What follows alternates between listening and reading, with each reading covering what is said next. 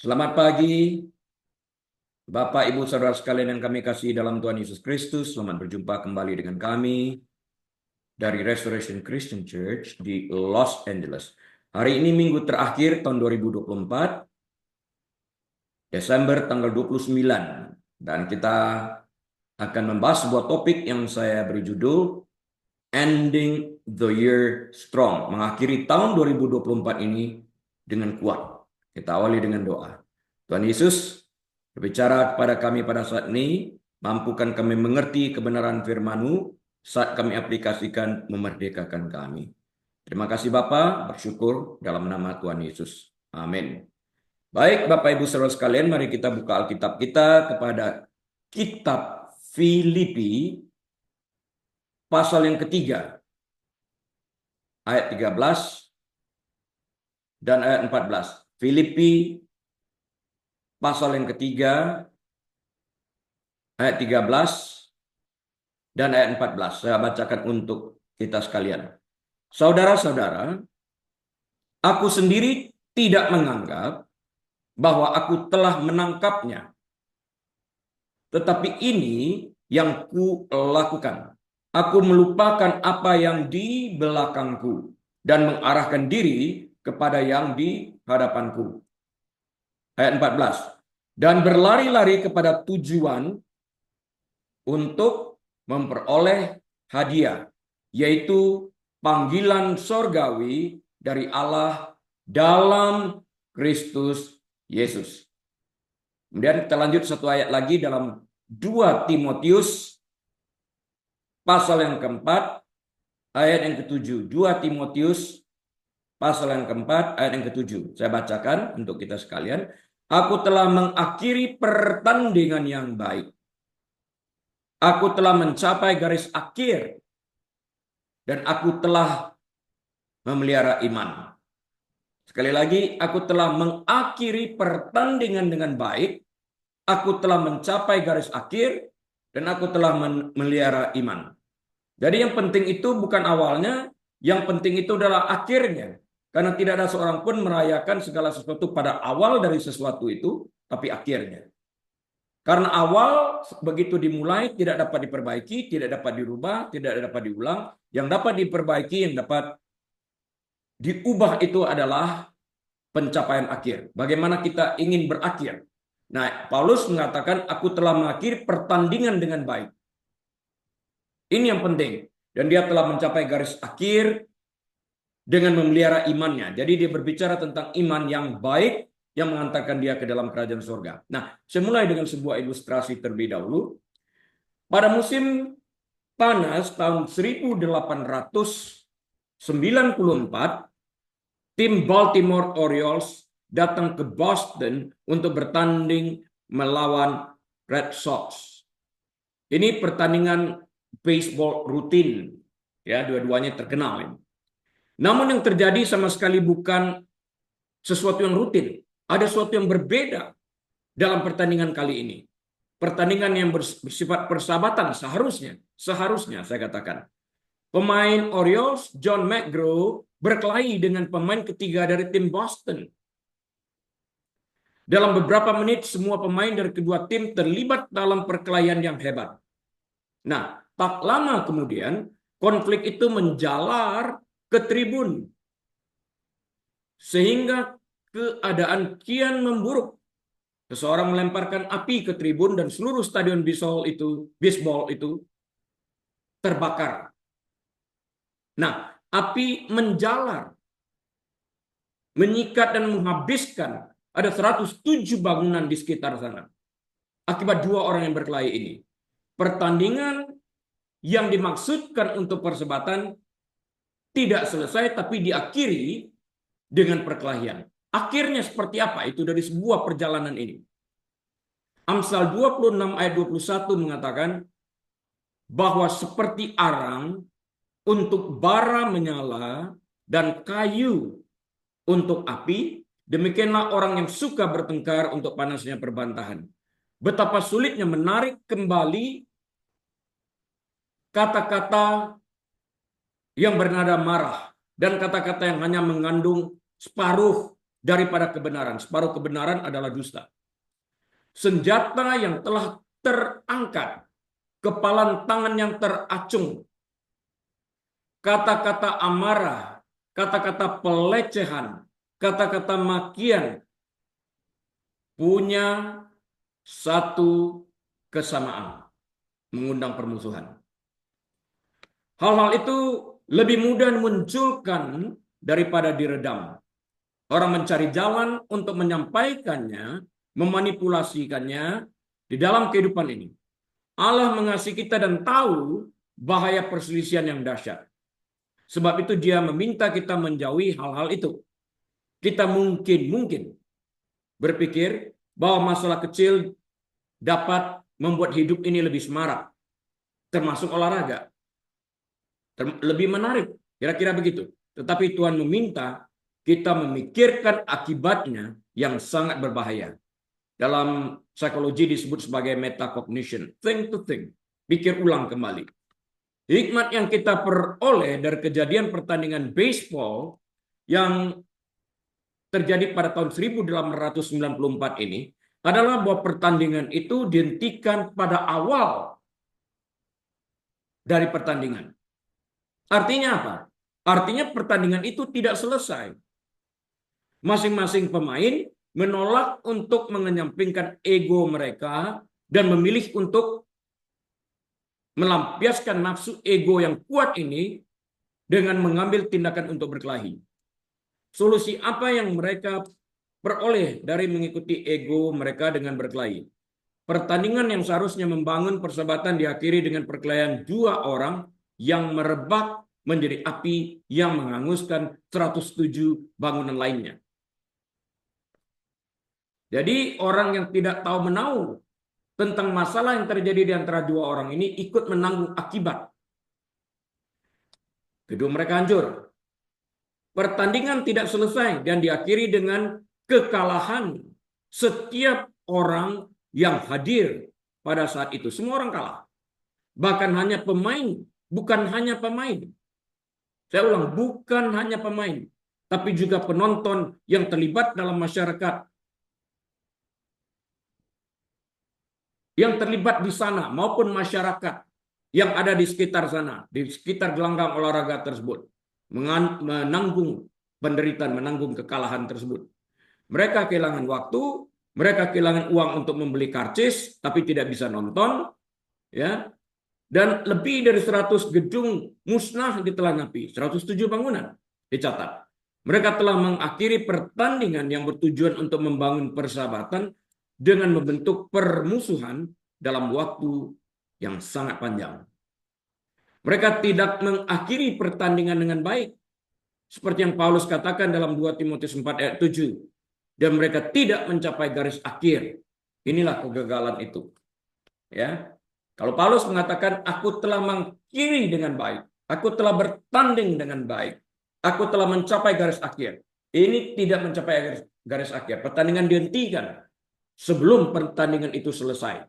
Nah, kita berdoa, Bapa, tolonglah agar kami tidak lupa bahwa perselisihan dapat menghancurkan kami. Tidak ada yang diuntungkan daripada perselisihan. Apabila dalam diri kami muncul keinginan untuk menyerang orang lain atau melakukan sesuatu untuk merugikan orang lain, tolong kami untuk meredamnya sebelum keinginan itu berubah menjadi api yang menghanguskan. Saat terbaik untuk menghentikan perselisihan adalah ketika perselisihan itu baru dimulai. Alih-alih terus maju meraih hadiah, kebanyakan dari kita tergoda untuk menyerah. Alkitab mencatat, do not come empty-handed. Jangan datang dengan tangan kosong. Tapi sering kita dengar, asal masuk surga cukuplah. Tapi apa yang ingin kita bawa? Karena di Alkitab dalam kitab Wahyu diceritakan secara komplit bahwa masing-masing meletakkan mahkota. Bahasa Alkitab mungkin terjemahan kurang tepat, melemparkan, tapi meletakkan mahkota. Bayangkan kalau kita tidak dapat mahkota itu di Bema Seat, di takhta pengadilan Kristus, kita akan datang dengan tangan kosong. Rasul Paulus mendorong kita untuk tidak menyerah atau mundur sebelum mencoba. tetapi menyelesaikan perlombaan yang sedang kita hadapi dengan baik sampai kepada garis akhir. Dengan kata lain, yang penting bukanlah seberapa kuat kita memulai, tetapi seberapa kuat kita dapat menyelesaikannya sampai kepada garis akhir. Jadi yang penting bukanlah bagaimana kita memulai suatu perlombaan, tapi bagaimana kita mengakhirinya. Dan kehidupan ini sebenarnya bukanlah perlombaan, tapi sebuah journey. Bagaimana kita mengakhirinya itu memegang peranan penting. Paulus mencatatnya, aku mengakhirinya dengan baik. Aku telah memelihara iman sampai garis akhir. Itu pernyataan yang disampaikan Rasul Paulus. Menyelesaikannya dengan baik adalah sebuah tanda komitmen, sebuah integritas, dan keunggulan karakter.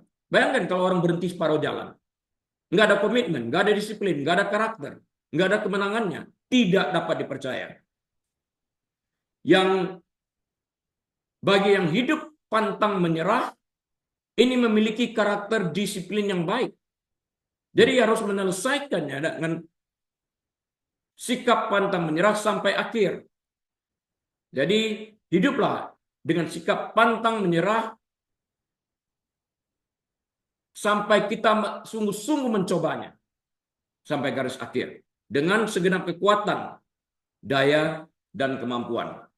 Saat belum berhasil, jangan pernah berhenti mencoba dan belajar dari kesalahan yang ada.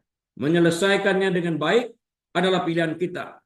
Kita masing-masing memiliki kebebasan untuk memilih dan menentukan bagaimana kita melakukan pekerjaan atau tugas yang ada, yang diembankan kepada kita, dan bagaimana kita dapat menyelesaikannya. Pilihannya ada pada kita.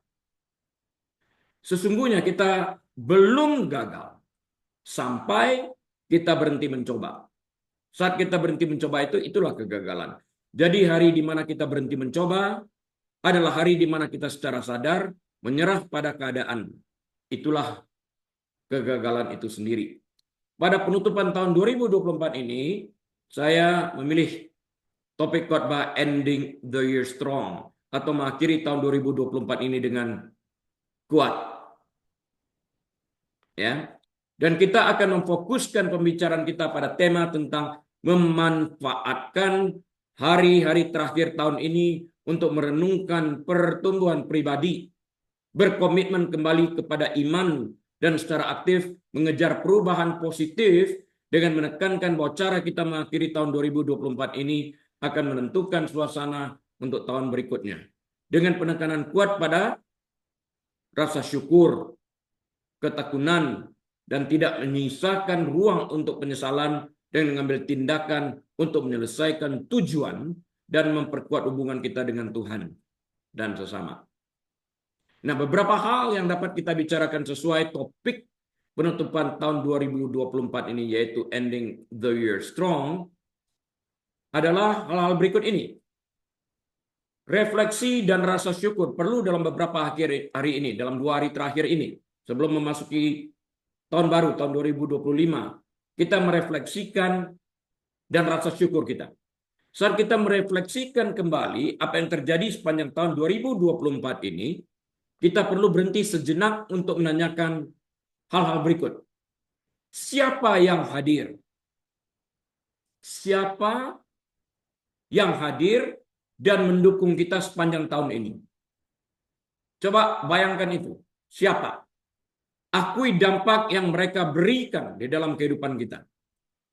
Pencapaian pribadi apa yang dapat kita banggakan dalam tahun 2024 ini? Berikan kemuliaan kepada Tuhan yang dengan setia selalu menyertai kita sepanjang tahun ini, dan yang telah membuat kita berhasil mencapai apa yang kita cita-citakan. Tantangan apa yang mengajarkan kita pelajaran yang berharga? Rangkullah pertumbuhan yang tantangan tersebut bawa dalam kehidupan kita sepanjang tahun 2024 ini, yang sudah barang tentu akan berdampak tahun 2025 yang sedang menunggu kita di ambang pintu. Perubahan apakah yang ingin kita lakukan di tahun 2025 ini saat meninggalkan tahun 2024? Kerugian apa yang timbul di dalam kehidupan kita dan kehidupan orang lain akibat perilaku kita itu perlu diperbaiki di tahun 2025. Mengakhiri tahun 2024 ini dengan rasa syukur bukan hanya tentang melihat ke belakang. Kalau hanya sekedar melihat ke belakang nggak ada gunanya. Yang dimaksudkan oleh Rasul Paulus adalah melihat ke belakang untuk membuat evaluasi dilakukan untuk membuat perubahan. Jadi mengakhiri tahun 2024 ini dengan rasa syukur bukan hanya tentang melihat ke belakang, tetapi tentang menumbuhkan pola pikir positif yang bermanfaat bagi masa depan. Dengan menghargai kemenangan kecil maupun besar, kita dapat mengantisipasi suasana untuk tahun 2025 yang memuaskan dan penuh pengharapan. Jadi kita membuat sebuah visi dan misi berdasarkan apa yang terjadi di tahun 2024 ini memasuki tahun 2025.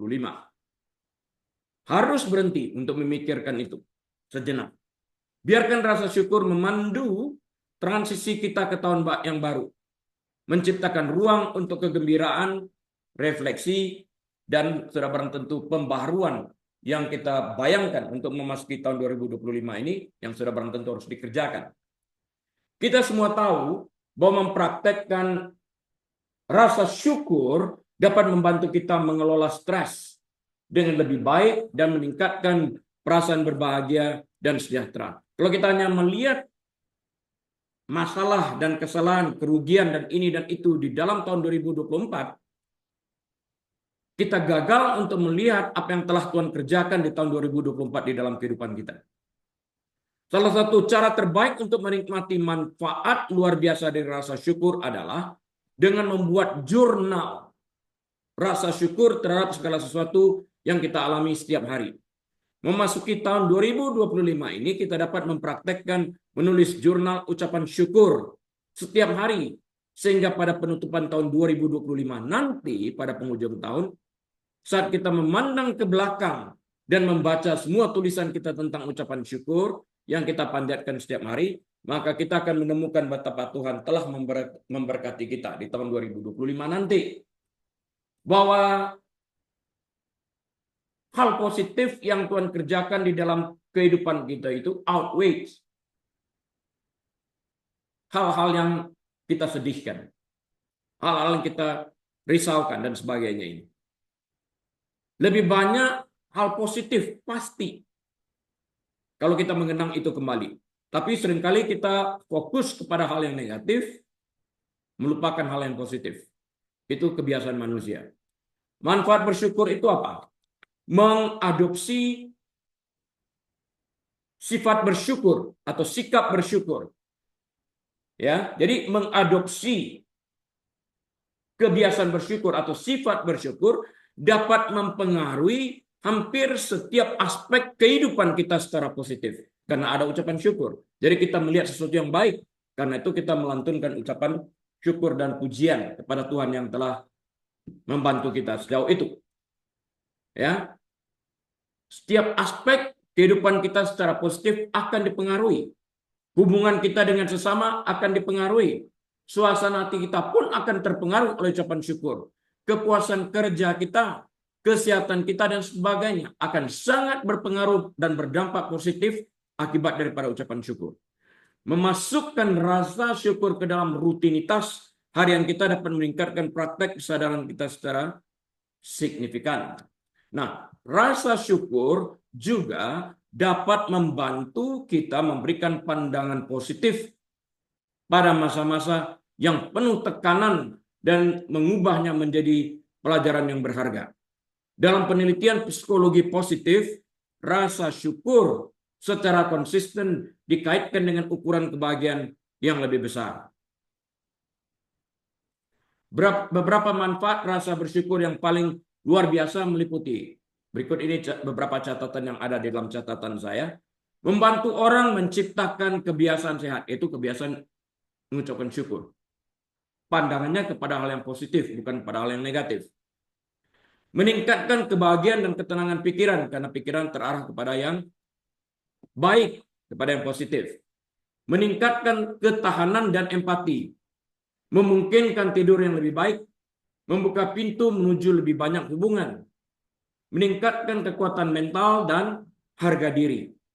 Nah, pada saat kita merenungkan Filipi 3 ayat 13-14 yang telah kita baca bersama-sama pada awal tadi, di mana dikatakan, saudara-saudara, aku sendiri tidak menganggap bahwa aku telah menangkapnya.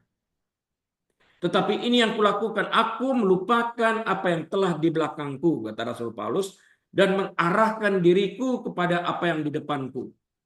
Apa yang ada di depannya? Pikirannya di sana. Dan aku berlari-lari kepada tujuan untuk memperoleh hadiah. Hadiah apa yang maksud Rasul Paulus? Yaitu panggilan surgawi dari Allah dalam Kristus Yesus. Kan itu tujuannya kita menjadi orang Kristen.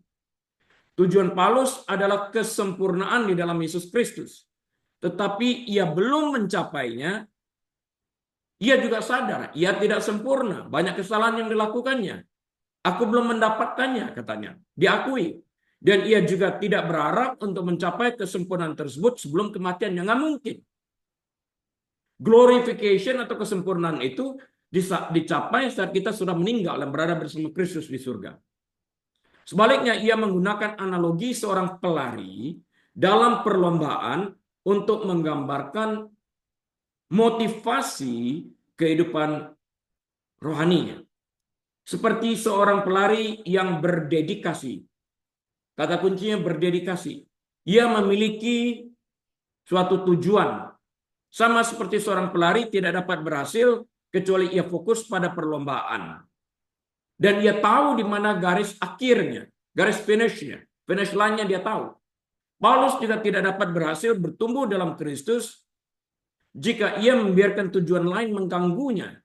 Dia akan off track, dia akan lari keluar jalur. Hidup Paulus senantiasa dipenuhi dengan ucapan syukur.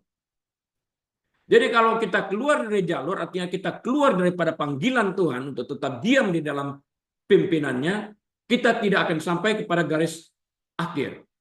Kita akan berlari dan tiba di tempat yang lain. Itu yang dimaksudkan lari dari panggilan. Yang dimaksudkan oleh Alkitab. Melanjutkan analogi berlari, Paulus juga memilih untuk hidup dengan prinsip penting. Apa itu? Menjaga perhatiannya pada jalan di depannya. Bukan yang di belakang. Mana mungkin orang perhatikan di belakang tapi tetap berlari ke depan? Nggak mungkin.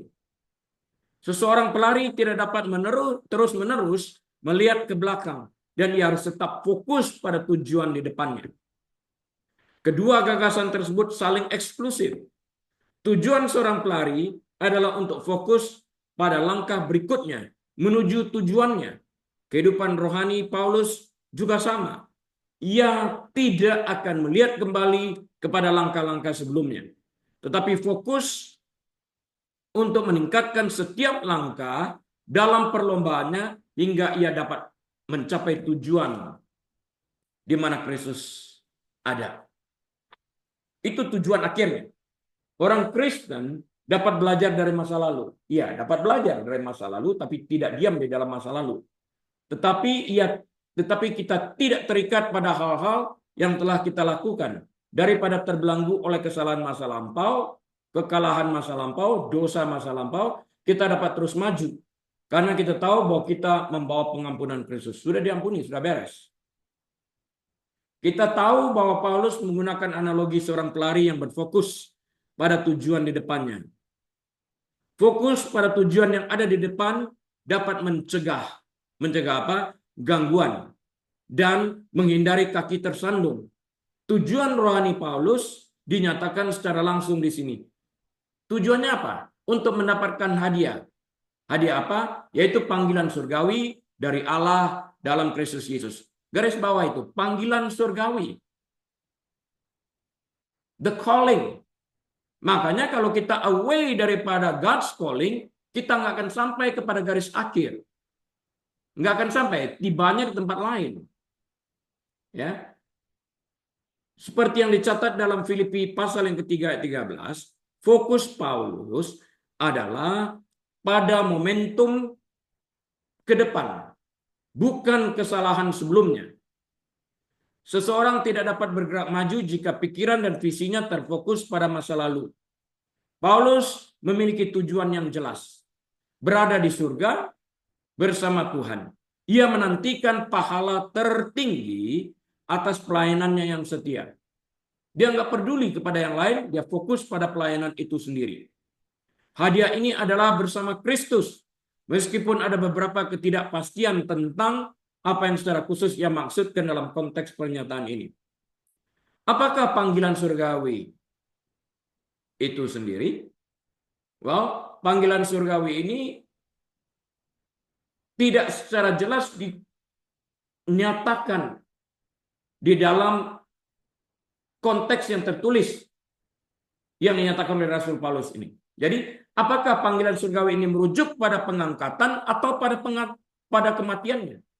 Paulus tampaknya tidak membedakan antara kedua gagasan tersebut. Setidaknya dalam konteks ini, rapture, dia bertemu dengan Tuhan, atau mati dan bertemu dengan Tuhan. Nggak jelas yang mana. Pokoknya bertemu dengan Tuhan aja. Ia hanya menulis tentang tujuan mengejar Kristus sampai ia bertemu dengannya setelah kehidupan ini. Ini adalah fokus yang berguna bagi orang percaya yang juga hidup pada hari ini. Intinya adalah jangan terlalu khawatir tentang apakah kita akan mati terlebih dahulu ataukah Kristus akan datang menjemput kita di awan-awan pada waktu rapture. Itu nggak ada masalah. Yang penting siapkah kita menghadapi hari-hari itu. Sebaliknya kita harus siap kapanpun dan bagaimanapun untuk bertemu dengan Kristus. Ajaran Paulus adalah untuk tidak menoleh ke masa lalu, tetapi sebaliknya berfokus pada apa yang dapat kita lakukan hari ini dan di masa mendatang untuk hidup bagi Kristus sampai kita bertemu dengannya.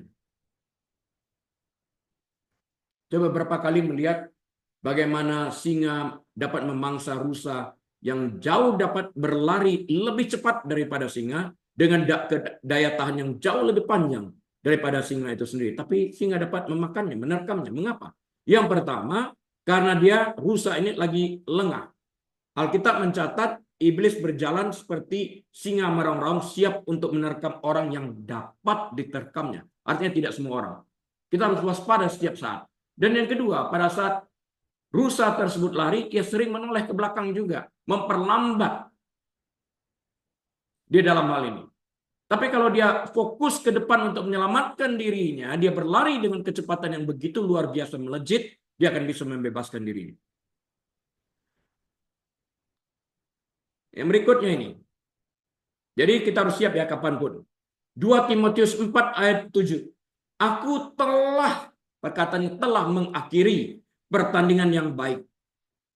Aku telah mencapai garis akhir dan aku telah memelihara iman. Kata-kata ini ditulis Rasul Paulus karena dia sudah tahu waktunya sudah sangat dekat bahwa dia akan meninggal. Karena itu dia berani menulis, aku telah mengakhiri pertandingan dengan baik, aku telah mencapai garis akhir dan aku telah memelihara iman. Dan setelah itu mati. Dia tahu saatnya telah tiba. Saat Paulus memandang ke arah kematiannya yang akan datang, ia juga melihat ke belakang dan memberikan 3 pernyataan positif tentang pelayanannya. Jadi dia mengevaluasi apa yang terjadi. Pertama, ia menyatakan keyakinannya pada usahanya sendiri demi Kristus. Dalam 1 Timotius 6 ayat 12. Saya ulang, 1 Timotius 6 ayat 12. Paulus telah memerintahkan Timotius untuk melakukan hal yang sama. Berjuang dalam pertandingan iman yang baik. Artinya Paulus telah menjalankan ini, dia mengajak Timotius juga melakukan hal yang sama. Pertandingan iman. Kedua, Paulus menyatakan bahwa ia telah menyelesaikan misi yang diberikan kepadanya oleh Allah. Yaitu untuk mengabarkan berita baik, kabar baik. Ya. Di tempat lain, Paulus berbicara tentang iman Kristen sebagai sebuah perlombaan dengan mengatakan, tidak tahukah kamu bahwa dalam gelanggang pertandingan semua peserta turut berlari, tetapi bahwa hanya 1 orang saja mendapat hadiah. Karena itu larilah begitu rupa sehingga kamu memperolehnya. 1 Korintus 9 ayat 24. Lari sedemikian rupa sehingga kamu memperoleh hadiah itu. Dalam Ibrani 12 ayat 1, penulis juga mencatat, artinya Rasul Paulus mencatat, Karena kita mempunyai banyak saksi bagaikan awan yang mengelilingi kita. Marilah kita menanggalkan semua beban dan dosa yang begitu merintangi kita dan berlomba dengan tekun dalam perlombaan yang diwajibkan bagi kita. Jadi perlombaan yang diwajibkan, bukan terserah, enggak, diwajibkan. Jadi memelihara iman itu adalah sebuah kewajiban. Pelayanan yang diberikan kepada kita itu adalah sebuah kewajiban yang harus diselesaikan regardless. Enggak ada istilah kita berhenti dalam pelayanan itu, enggak ada. Ketiga, Paulus menulis bahwa ia secara khusus berpegang pada kebenaran. Paulus tidak memelihara iman yang samar-samar kepada Allah, tetapi iman kepercayaan khusus kepada Yesus sebagai Mesias yang telah bangkit. Perjanjian baru sering berbicara tentang kepercayaan kepada Yesus sebagai iman. Iman itu percaya dengan hati. Kalau percaya dengan pikiran itu knowledge. Sudah pernah kita bahas itu. Bisa lihat juga di dalam Kisah Para Rasul 6 ayat yang ke-7. Kisah Para Rasul 13 ayat yang ke-8. Kisah Para Rasul 14 ayat 22 maupun Kisah Para Rasul 16 ayat yang ke-5. Ini sebagai referensi ya. Referensi bagi yang berkehendak untuk belajar lebih jauh, itu referensinya. Paulus memerintahkan orang-orang Kristen di Korintus untuk berdiri dengan teguh dalam iman. Dia banyak berbicara tentang iman. Dalam Ibrani 11 ayat pertama dan selanjutnya berbicara banyak sekali tentang iman ini. Ya, sesuatu yang Rasul Paulus praktekkan dalam hidupnya sendiri sejak perjumpaannya dengan Yesus dalam perjalanan ke Damaskus, di mana ia mengalami kebutaan, kemudian Tuhan memerintahkan Ananias untuk berdoa bagi dia. Iman juga telah disebutkan beberapa kali dalam surat ini, dalam 2 Timotius 1 ayat 13, 2 Timotius 3 ayat yang ke-8 sebagai referensinya. Sesuai dengan topik khotbah pagi ini, ending the year strong, mari kita baca Yosua 14 ayat 6 sampai 15. Yosua pasal 14. Yosua pasal 14 ayat 6 sampai 15. Ini klimaksnya. Saat kita meninggalkan tahun 2024 ini, kita belajar dari Yosua dan Kaleb. Bani Yehuda datang menghadap Yosua di Gilgal. Pada waktu itu berkatalah Kaleb bin Yefun, orang Kenas itu, kepada Yosua, engkau tahu firman yang diucapkan Tuhan kepada Musa, abdi Allah itu. Nah, pada waktu itu Musa telah mati dan digantikan oleh Yosua. Tentang aku, yaitu tentang aku, Kaleb. Dan kita semua tahu bahwa, dan kita semua tahu tentang, maaf ya, saya ulang. Nah, ini ngawur ayatnya. Saya ulang ya, dari Bani 6, dari Yosua 14 ya, dari ayat 6, maksudnya bukan Bani. Yosua 14 ayat 6 sampai 15. Bani Yehuda datang menghadap Yosua di Gilgal. Pada waktu itu berkatalah Kaleb bin Yefun orang Kenas itu kepadanya, engkau tahu firman yang diucapkan Tuhan kepada Musa abdi Allah itu tentang aku dan tentang engkau di Kadesh Barnea. Aku berumur 40 tahun ketika aku disuruh Musa, hamba Tuhan itu, dari Kadesh Barnea untuk mengintai negeri ini. Itu dia pergi bersama 11 orang lain, ada 12 pengintai. Dan aku pulang membawa kabar kepadanya yang sejujur-jujurnya, itu bersama Yosua, mengabarkan yang baik. Ayat 8. Sedang saudara-saudaraku yang bersama-sama pergi ke sana dengan aku, 10 orang lain, membuat tawar hati bangsa itu. Aku tetap mengikuti Tuhan Allahku dengan sepenuh hati. Ayat 9. Pada waktu itu Musa bersumpah, katanya, sesungguhnya tanah yang diinjak oleh kakimu itu akan menjadi milik pusakamu dan anak-anakmu sampai selama-lamanya. Sebab engkau telah mengikuti Tuhan Allahku dengan sepenuh hati. 10. Jadi sekarang sesungguhnya Tuhan telah memelihara hidupku seperti yang dijanjikannya. Kini sudah 45 tahun lamanya sejak kejadian itu. Jadi dia berumur 85 tahun sekarang. Sejak diucapkan firman itu kepada Musa. Dan selama itu orang Israel mengembara di padang gurun. Jadi sekarang telah berumur 85 tahun, aku hari ini tua. Pada waktu ini, aku masih sangat kuat seperti pada waktu aku disuruh Musa. Seperti kekuatanku pada waktu itu, demikianlah kekuatanku sekarang untuk berperang dan untuk keluar masuk. Jadi waktu umur 85 tahun, dia merasa seperti umur 40 tahun. Ending his year strong. Dia mengakhiri dengan baik, dengan kuat. Ayat 12. Oleh sebab itu, berikanlah kepadaku pegunungan yang dijanjikan Tuhan pada waktu itu, sebab engkau sendiri mendengar pada waktu itu bahwa di sana ada orang enak. Orang enak ini adalah orang dengan perawakan tubuh yang besar dan tinggi, dengan kota-kota besar dan berkubu. Mungkin Tuhan menyertai aku, sehingga aku menghalau mereka seperti yang difirmankan Tuhan. Perkataan menghalau ini biasa dipakai untuk binatang. Lalu Yosua memberkati Kaleb bin Yefun, dan diberikannya lah Hebron kepadanya menjadi milik pusakanya. Itulah sebabnya Hebron menjadi milik pusaka Kaleb bin Yefun, orang Kenas itu, sampai sekarang ini. Karena ia tetap mengikuti Tuhan Allah Israel dengan sepenuh hati. 15. Nama Hebron dahulu ialah Kiryat Arba. Arba ialah orang yang paling besar di antara orang Enak. Dan amanlah negeri itu berhenti berperang. Ketika Vincent Foster, siapa itu Vincent Foster? Vincent Foster adalah penasihat Presiden Bill Clinton. Bunuh diri pada tahun 1993. Lantas Clinton berkata, adalah salah katanya jika mendefinisikan kehidupan seperti Vincent Foster hanya berdasarkan bagaimana ia berakhir. Padahal memang demikian. Sebagaimana ia hidup, dia akan mengakhiri hidupnya.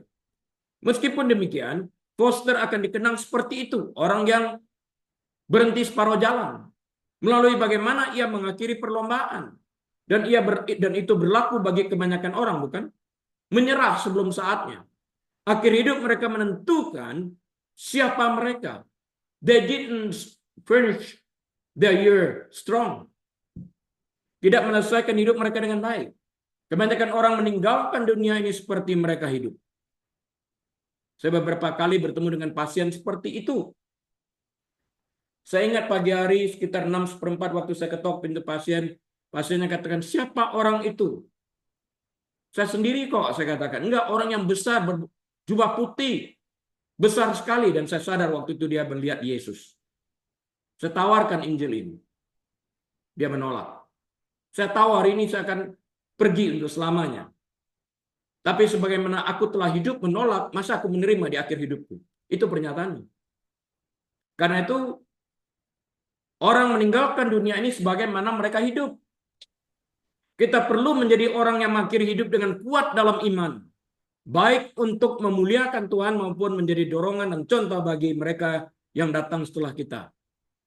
Itulah pokok bahasan kita. Bukan hanya menyelesaikan tahun 2024 ini dengan kuat, tapi juga menyelesaikan hidup ini dengan kuat. Dalam arti hidup yang beriman sampai hembusan napas terakhir. Teks kita adalah Yosua 14 ayat 6-15. Akhir hidup Kaleb. Dan Yosua juga, saudara barang tentu. Di mana Yosua berkata, as for me and my house, we will serve the Lord. Ini perkataan yang terkenal.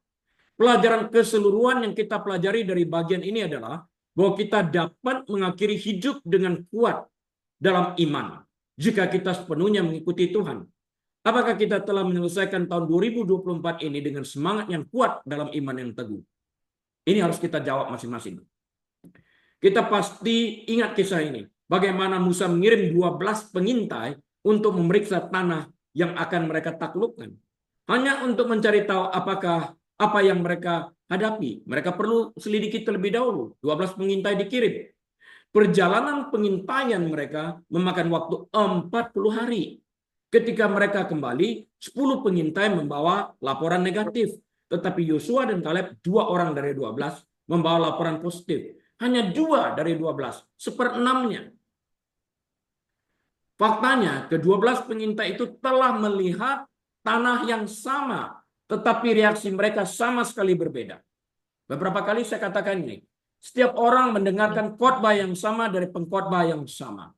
Ayat yang sama, tetapi masing-masing menerima pengertian yang berbeda. Ada yang mengerjakannya, ada yang masa bodoh, ada menyimak dan mencatat, ada yang masa bodoh. Pokoknya hadir. Nah, di sini kita lihat apa yang terjadi. Yosua dan Kaleb memberikan jawaban yang positif sesuai dengan apa yang Tuhan firmankan. 10 lainnya mengignore, mengabaikan, cuekkan apa yang Tuhan sampaikan dengan memberikan pernyataan negatif. Bagaimana kita memandang tahun 2024 ini? Perlu kita kenang. Sebagian dari kita mungkin memandang tahun 2024 ini dengan pesimis dan sebagian lagi secara optimis. Apa sebenarnya mempengaruhi sudut pandang ini? Mengapa ada 10 orang berpandangan lain? Hanya Joshua dan Kaleb berpandangan positif. Apa yang menyebabkan ini terjadi? Bukankah apa yang kita lihat, apa yang kita pikirkan, dan yang kita rasakan, itu yang menentukan pola pandang kita? Jika kita bergantung pada apa yang kita lihat, hanya pada apa yang kita pikirkan dan rasakan, gimanakah iman kita? Nah, faktor iman ini lalai kita pakai. Bukankah kita mengaku percaya kepada Yesus, Sang Kapten yang memimpin kita sampai kepada kesudahannya? Yang lalu saya mengatakan, banyak hamba Tuhan mengatakan kita kapten. Bukan. Kita bukan kapten, kita pengikut Yesus kaptennya. Ke-10 pengintai itu mengakui bahwa tanah itu berlimpah susu dan madu. Dalam hal ini semuanya sadar. Tanah yang subur.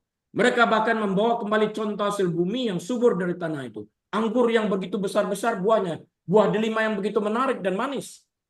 Buah anggur, buah delima, buah ara dikatakan dalam Bilangan 13 ayat 23. Meskipun demikian, laporan mereka negatif. Bukan karena tanah itu tidak baik, atau karena tanah itu bermasalah, tetapi karena penduduknya adalah bangsa yang kuat-kuat dan kotanya berkubu dan sangat besar. Juga keturunan enak yang tinggal di sana. Jadi pikiran mereka, mata mereka, perasaan mereka tertuju kepada perawakan orang enak yang besar. Mereka lupa apa yang Tuhan janjikan bahwa mereka akan mengalahkan orang-orang ini. Mereka mengatakan beriman, tapi dalam prakteknya tidak. Gagal total. Mereka berkata dalam Bilangan 13 ayat 32 bahwa negeri yang mereka lalui untuk dijelajah itu memakan penduduknya. Ada kanibalisme, kata mereka. Dan semua orang yang mereka lihat di sana adalah orang-orang yang tinggi-tinggi perawakannya. Dan dalam Bilangan 13 ayat 33 dikatakan, dan kami lihat diri kami sendiri seperti belalang, dan demikian juga mereka terhadap kami. Ini Bilangan 13 ayat 32 sampai 33. Mereka begitu melihat diri mereka kecil. Di mana iman itu? Pada waktu kepercayaan kita kepada Tuhan itu hilang, iman kita itu hilang, kita akan kalah. Karena kekalahan itu dimulai daripada iman yang kalah. Di sini kita melihat bahwa iman mereka sangat bergantung pada keadaan, bukan pada Tuhan yang telah menjanjikan kemenangan kepada mereka. Dengan demikian mereka mengecilkan Tuhan yang besar itu. Pertanyaan, mengapa kita mau percaya kepada Tuhan? Mengapa kita mau beribadah kepada Tuhan kalau kita tidak mau mengindahkan apa yang disampaikannya kepada kita? Boleh sih jadi orang Kristen, tapi jangan fanatik lah. Itu sering kita dengar. Di sisi lain, Yosua dan Kaleb melihat hal-hal yang sangat berbeda. Mereka memiliki jiwa yang sama. Mereka memiliki keberanian dan iman yang sama bahwa Allah akan memenuhi janjinya dan memberi mereka tanah itu. Mereka tidak terintimidasi oleh mayoritas yang berpihak pada 10 pengintai. Kemudian Kaleb mencoba menenteramkan hati bangsa itu di hadapan Musa. Katanya, tidak. Kita akan maju. Dan kita akan menduduki negeri itu. Sebab kita pasti akan mengalahkannya. Bilangan 13 ayat 30. Mereka lihat itu bahwa apa yang Tuhan katakan itu benar. Berlimpah susu dan madunya. Lihat tanahnya subur. Mereka lihat. Tapi pikiran mereka segera berubah kepada perawakan yang tinggi ini. Kami kan belalang, mereka lihat kami juga seperti belalang. Nah, ini dia masalahnya kepada kita. Ke-10 pengintai itu hanya melihat masalahnya. Tetapi Yosua dan Kaleb melihat janji-janji Allah dimulai daripada tanah yang subur. Bahwa Allah tidak berbohong. Mereka sangat positif tentang berbagai hal. Mereka siap menyerang negeri itu. Mereka yakin akan kemampuan mereka dengan pertolongan Allah untuk mengalahkan musuh. Bukankah Daud berkata kepada giant itu, kepada raksasa besar itu, kepada Goliat itu, engkau datang dengan pedang dan tombak. Aku datang dalam nama Tuhan. Allah Israel. Beda di dalam hal ini. Namun seperti yang kita ketahui laporan negatif menang. Bangsa Israel tidak pergi untuk menawan Kanaan. Malah bangsa Israel merengek dan mengeluh begitu banyak sehingga mereka berkata, sekiranya kami mati di tanah Mesir atau di padang gurun ini. Mereka mengutuki diri mereka sendiri, nggak ada ucapan syukur. Padahal 400 tahun tersiksa di bawah penjajahan Firaun. Mereka menjerit, tolong kami. Setelah Tuhan tolong mengirim Musa, Musa sebagai pendeta disalahkan. Ini terjadi sampai hari ini. Orang lupa ini karena keinginan hati tidak terpenuhi. Bilangan 14 ayat 2. Pertanyaan, maukah kita tetap setia kepada Tuhan dan menghiraukan apa yang dilihat? Mereka sangat menentang Yosua dan Kaleb, sehingga mereka siap melempari mereka dengan batu sampai mati. Yosua dan Kaleb bertahan. Karena pada saat itu sangat mengecewakan, karena melihat orang-orang berbalik melawan mereka, melawan Musa dan melawan Tuhan. Tapi Tuhan menghakimi mayoritas pemberontak dengan membuat mereka mengembara selama 38 tahun di padang gurun sampai semua laki-laki dewasa berusia 20 tahun ke atas, artinya mati tanpa memasuki tanah perjanjian, kecuali tentu saja Kaleb dan Yosua. Maukah kita bertahan seperti Kaleb dan Yosua ini? Ataukah ya apa boleh buatlah, mayoritas sih kita ikut? No. Kita tidak perlu mengikuti mayoritas, kita harus ikuti Tuhan. Apapun yang akan terjadi, awalnya mungkin kelihatannya kalah, mau dilempari batu, tapi akhirnya yang menentukan. Jadi bukan apa yang dimulai yang menentukan, akhirnya yang menentukan. Karena awal tidak dapat diulangi, akhir dapat ditentukan dengan perilaku kita. Ya, Kaleb dan Yosua bertahan. Saat itu Tuhan berkata tentang Kaleb, tetapi hambaku Kaleb karena lain jiwa yang ada padanya, ini penentuannya, dan ia mengikut aku dengan sepenuhnya, akan kubawa masuk ke negeri yang telah dimasukinya itu, dan keturunannya akan memilikinya. Bilangan 14 ayat 24. Karena satu orang ini. Ada pelajaran kepemimpinan di sini. Terkadang para pemimpin perlu melakukan apa yang tidak populer.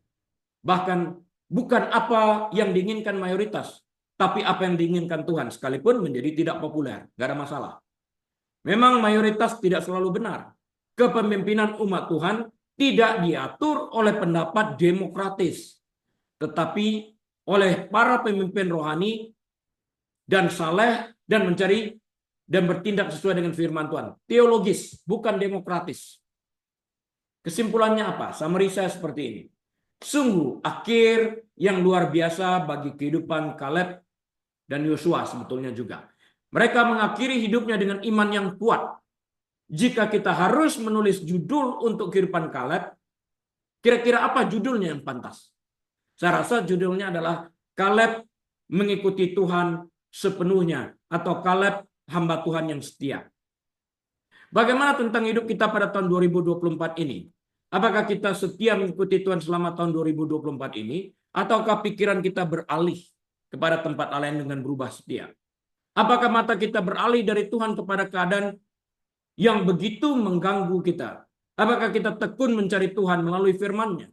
Semoga tahun 2024 ini membawa kita di tahun 2025 dengan keputusan untuk mengikuti Tuhan lebih lagi dari sebelumnya. Amin. Mari kita berdoa. Tuhan, kami terima kasih. Engkau baik. Selama tahun 2024 Engkau telah membimbing kami sehingga kami dapat memasuki tahun 2025 dalam 2 hari lagi, Tuhan. Dengan memperbarui komitmen kami lebih baik lagi di tahun 2025 daripada tahun 2024. Tolong kami menjadi pelaku yang aktif. Tolong kami untuk hormat dan setia kepada Engkau. Tolong kami, Tuhan. Jemaat yang dikasihi Tuhan, angkat kedua tangan, buka pintu hati, terimalah berkat Tuhan di penghujung tahun ini. Tuhan memberkati engkau dan melindungi engkau. Tuhan menyinari engkau dengan wajah-Nya dan memberi engkau kasih karunia. Tuhan menghadapkan wajah-Nya kepadamu dan memberi engkau damai sejahtera. Tuhan telah memberkati engkau di tahun 2024. Tuhan akan memberkati engkau lebih lagi di tahun 2025. Selama matamu tertuju kepada Tuhan dan hatimu melekat kepada Tuhan, maka Ia akan membuat engkau menjadi kepala, bukan ekor, naik dan tidak pernah turun. Diberkati saat engkau masuk, diberkati saat engkau keluar, diberkati bakulmu, diberkati tempat adonanmu, diberkati pekerjaanmu, diberkati kesehatanmu, diberkati rumah tanggamu, diberkati keluargamu, diberkati anak cucumu, diberkati pelayananmu, diberkati kesehatanmu. Apapun yang kau kerjakan dengan kedua tanganmu, Tuhan yang membuat engkau berhasil, dan ucapan syukur dinaikkan kepada Dia yang telah memberkati kita. Biarlah kita membuka lembaran waktu kita ini dengan hati penuh dengan ucapan syukur, dengan hikmat marifat dari Allah Bapa, damai sejahtera dari Tuhan Yesus, dalam persekutuan yang manis dan erat bersama dengan Tuhan Allah Roh Kudus saat ini, sampai selama-lamanya. Yesus Tuhan datang kali keduanya menjemput kita semua yang percaya kepadanya. Semua umat Tuhan yang menerima berkat berkata, amin. Baik, Bapak Ibu Saudara sekalian, kita akan memasuki tahun 2025 dalam 2 hari lagi. Kami dari Gereja Restoration Christian Church di Los Angeles, seluruh jemaat dan segenap pengurus mengucapkan selamat tahun baru. Tuhan Yesus memberkati. Shalom.